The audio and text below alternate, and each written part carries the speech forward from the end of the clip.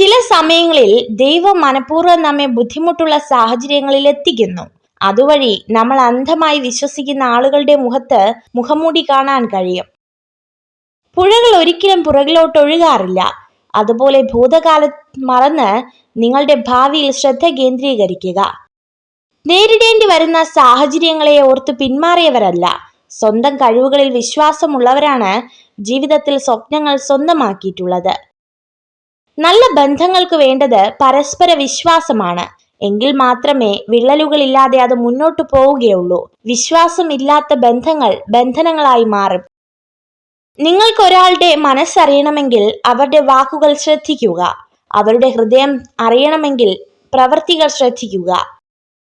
എതിരാളിയെ വില കുറച്ച് കാണുന്നതിനേക്കാൾ വലിയ അപകടം ഒന്നുമില്ല. ഭയം നിങ്ങളെ തളർത്തുന്നില്ലെന്ന് ഉറപ്പുവരുത്തുക. പൂക്കളുടെ സുഗന്ധം കാറ്റിന്റെ ദിശയിൽ മാത്രം പടരുന്നു, എന്നാൽ ഒരു വ്യക്തിയുടെ നന്മ എല്ലാ ദിശയിലേക്കും വ്യാപിക്കുന്നു. ഇപ്പോൾ നമ്മൾ അഭിമുഖീകരിക്കുന്നത് എന്തുമാകട്ടെ, ഒരു ദിവസം അതും കടന്നു പോകും. ക്ഷമയോടെ കാത്തിരുന്നാൽ തീർച്ചയായും ഒരു ദിവസം മനസ്സും ശരീരവും സമാധാനത്തിലെത്തിച്ചേരും.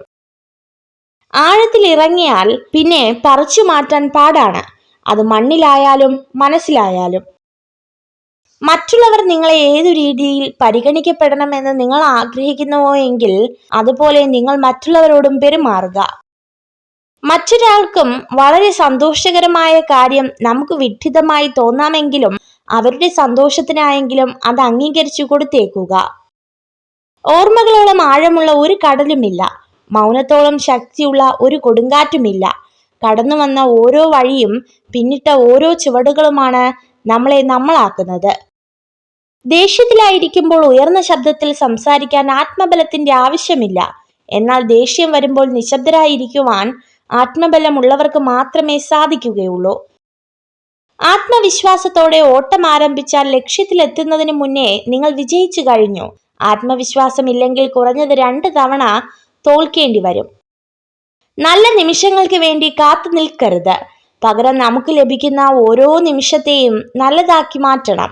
അവിടെയാണ് നമ്മുടെ വിജയം.